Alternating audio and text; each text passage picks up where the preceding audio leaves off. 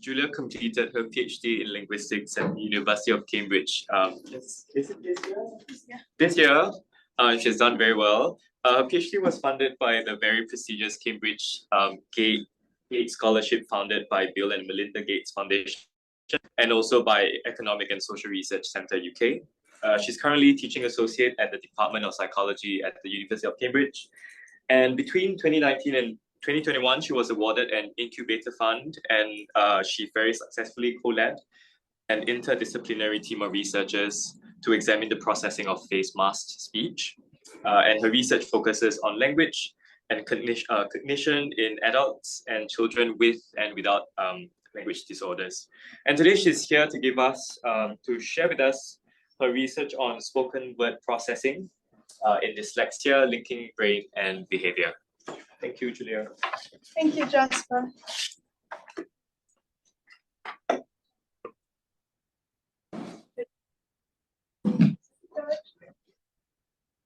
Okay. Okay, great.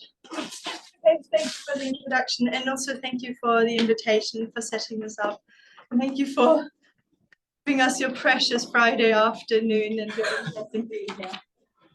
So as Jasper said, I'm changing the topic quite drastically, but there will still be a fair bit of phonology in there, just in a very different way. So we have a little bit of a topic overlap.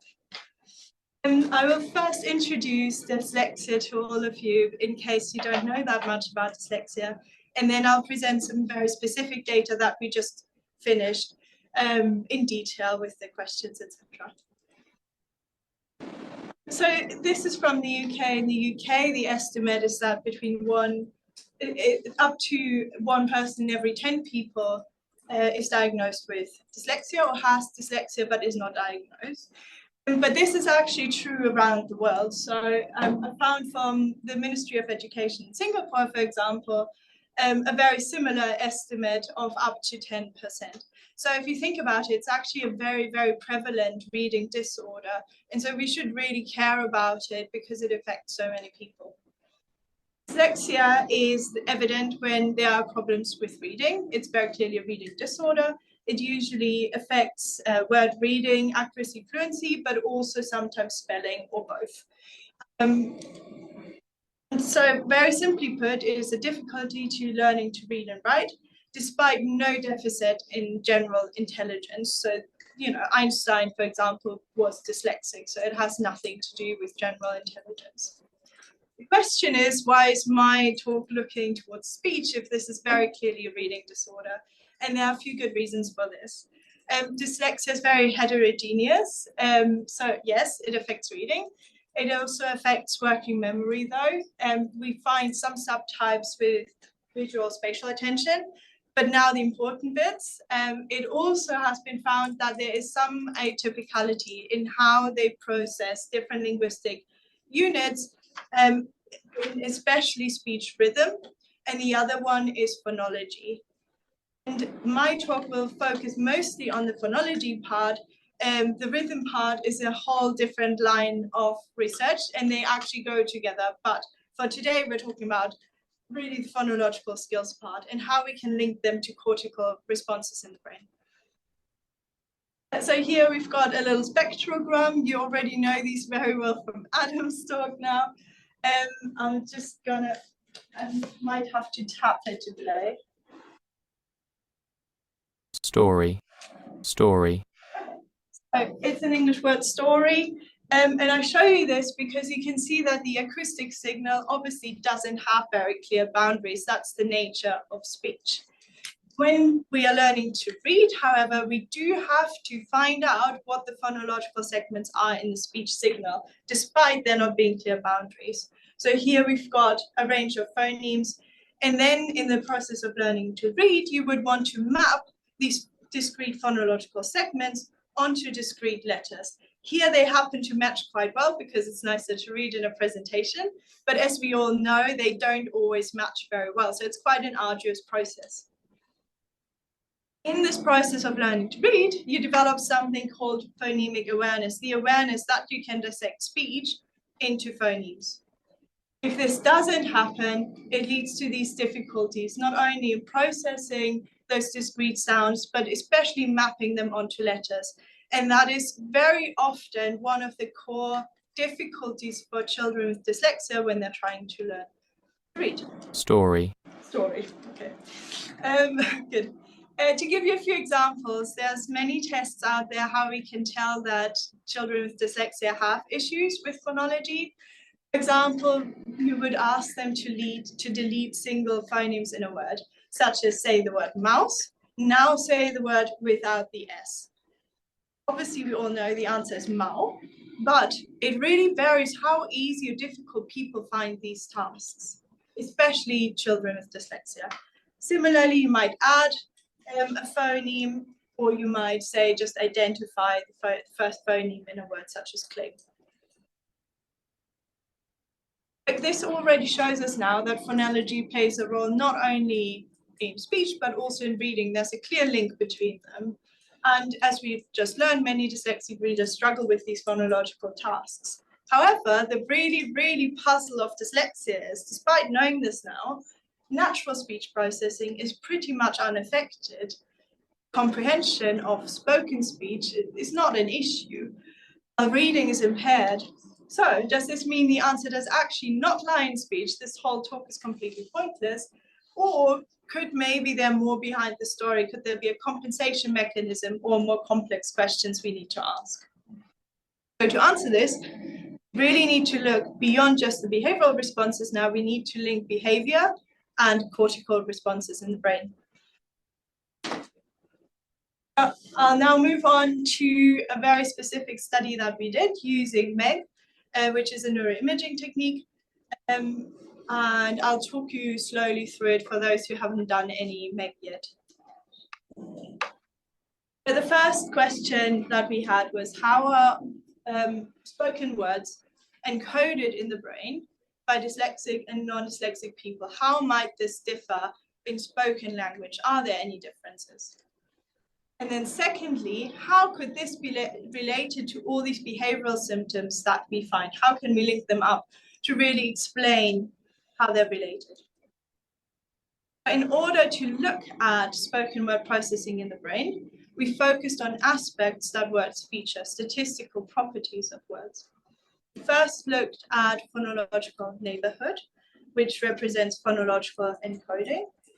We also looked at lexico-semantic encoding, and I'll zoom in to this little map to explain what these measures are. So one way to think about how the lexicon is represented in the brain is like a big cloud of words that are somehow connected with one another. They might be connected because they're similar in meaning. They might be connected because they're similar in form, because they sound similar.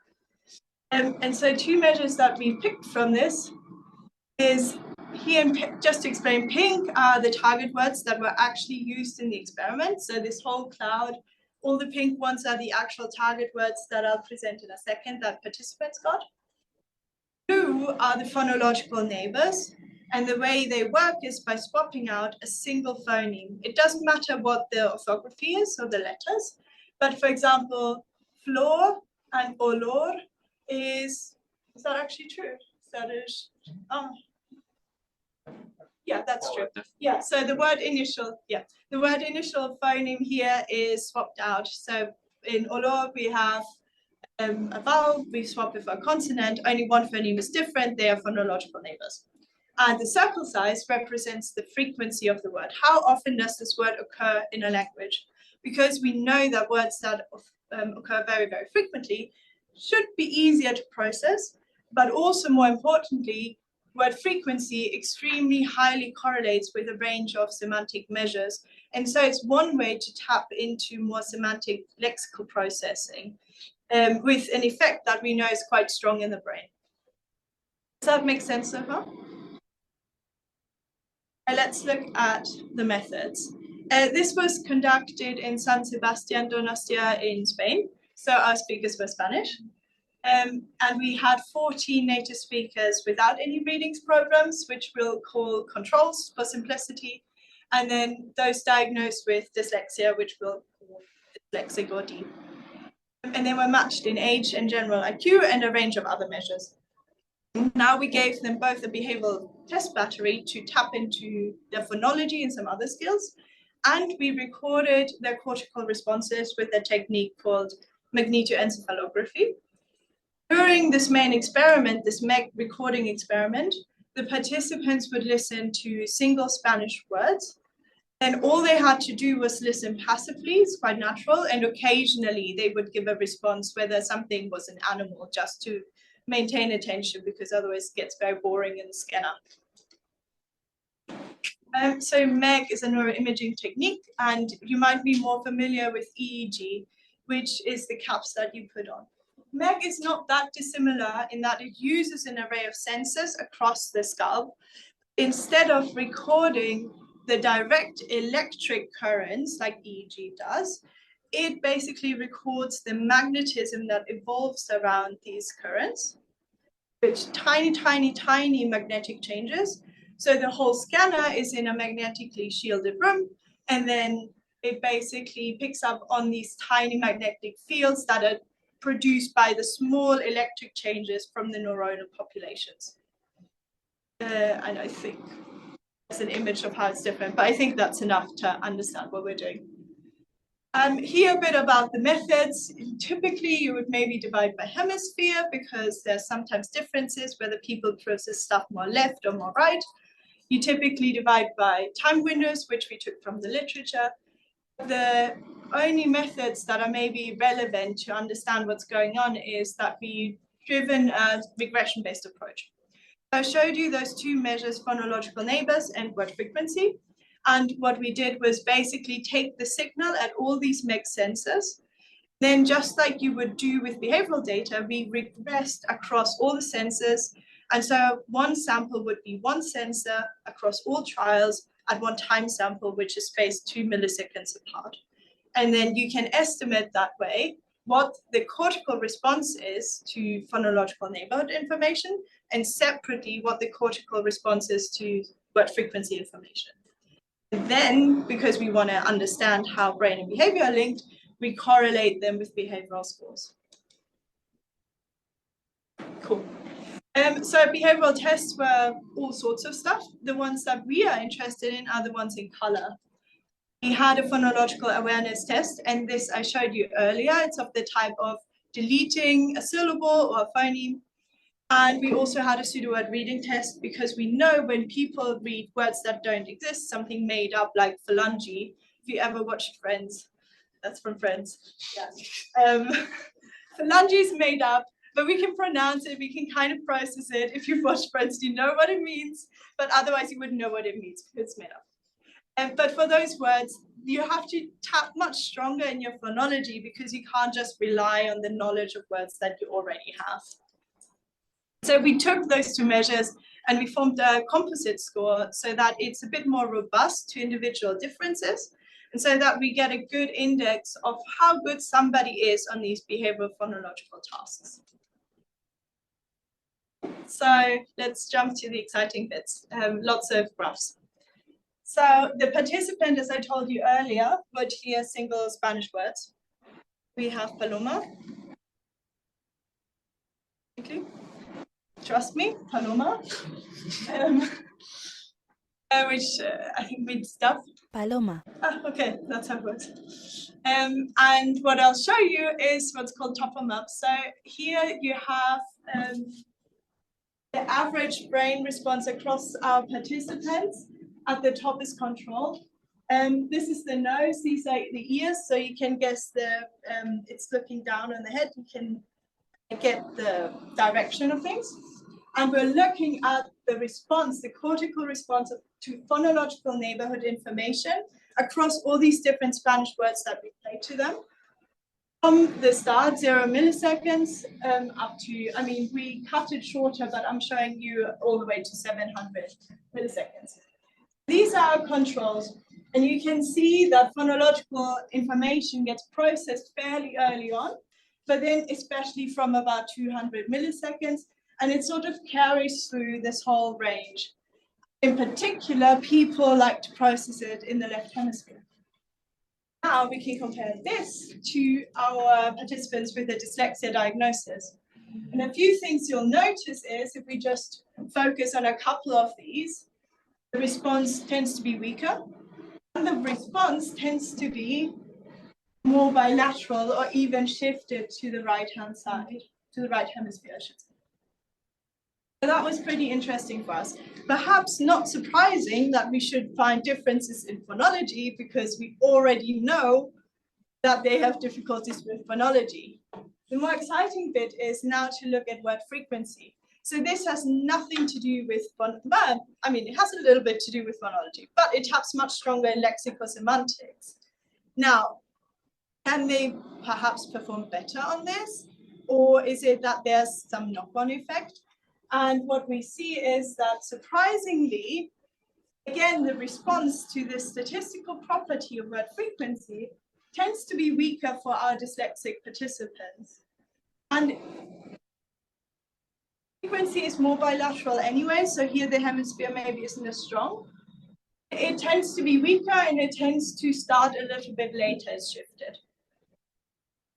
Now, the real question is, this is just the response to these properties in the words. How is it actually related to their behavioral skills if we correlate on a one-person basis? So we have a score for a participant, we have their cortical response. Now, how do they match up? Here, again, we look at phonological neighbours. On the y-axis is our cortical response, so basically the magnitude of the response, to put it very, very simply. And on the x-axis, you have their phonological score. If they're really good at phonology and the behavior, then they should be somewhere around here. And if they respond really well to phonological neighbors, they should be really high up. This is what we find. First of all, this is probably, again, not surprising, but it's a really good sanity check. Our people with dyslexia diagnosis tend to be lower on the phonological score. This is what we expect. But it also shows us, yes, it is correlated to their cortical responses to phonological neighborhood. There's a clear relationship between the two. Again, you might say, okay, well, we expected that, Julia. Not that interesting. Yes, so this is basically a very good sanity check. This is what we expect. It's kind of what you want, not want the data to look like, but we would be very surprised not to find this pattern. What happens when we do lexico-semantic stuff? There we actually have no clue. So let's look at lexico-semantic. Here, we're now looking at word frequency, but the graph looks very, very similar. Essentially, not to the same extent, but the cortical responses to word frequency tend to be higher if you're really good on phonological behavioral tasks. And this is something we didn't know before. Remember, this is spoken words. They don't have really, they comprehend speech, but yet we find that there's a relationship in how good you are on phonology and different levels of linguistic analysis, essentially, which for us was really exciting.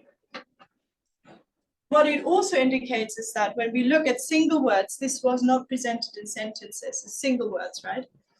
There doesn't seem to be any effect that they can compensate by using word frequency, for example, to make up for the phonology, because the phonology seems to have a knock-on effect on other variables that tend to come a little bit later in the timeline of where you process properties of words. So what we've just seen is that worse phonological skills are associated with weaker encoding of both phonological and lexico-semantic information in the brain. Two additional questions we might want to ask now is, when is this happening in the time course? The word unfolds slowly. Does it happen very soon? Does it happen a bit later? And where exactly in the brain is this happening? Could there be any underlying reasons of different areas? In terms of when, this matches very much the top of graphs I showed you earlier of the little brain images, in that it's very consistent throughout. So here, this relationship between phonological skills and cortical response to phonological neighborhood happens from 200 milliseconds onwards. Similarly, we find this correlation for written word frequency. It starts also around 200 milliseconds and it carries on throughout the whole time course of the word. So it's really a strong effect that just consistently carries on if you already have issues accessing the phonology, it trickles down to all sorts of other later stages. And now, where does it happen? Here is averaged for all of our participants where they process phonological neighbors in the brain. If the image is higher yellow, that means it's higher activity. So this area is used more to process this kind of information. We find is peaks in the left superior temporal gyrus and also increased response in inferior frontal gyrus, in both left lateralized. So left hemisphere is driving where this information is processed. And we find that, unsurprisingly, our dyslexics have less response in these key language areas compared to our controls. For word frequency, the story is similar, less inferior frontal gyrus, but also peaks in superior temporal gyrus in the same kind of dynamic. Why is this so interesting? It's interesting because superior temporal gyrus has been found in a ton of other studies too. And it's typically associated with this development of phonological awareness. So it kind of closes the circle of what we find of behavioral response in phonological tasks tends to be more struggles. Now we find phonology is kind of encoded weaker and it carries on. And this seems to be driven, not fully, I'm sure, but there seems to be something going on in the left superior temporal gyrus. And this area particularly, kind of tentative because obviously I didn't do any genetic study, but this area particularly has previously already been linked to genetically caused microstructural differences in the cortex. So now we can think if there are genetic reasons why maybe this area is differently developed, very tentative, maybe this is one source that we need to investigate further. So I'll summarize this. And we're doing well.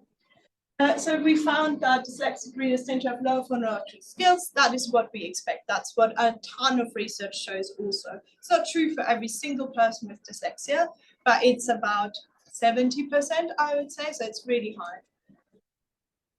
Not only are these phonological skills associated with reading problems, but also spoken word processing. We find that these phonological networks seem to be weaker, and we find that there seems to be a knock-on effect or some impact to also non-phonological information.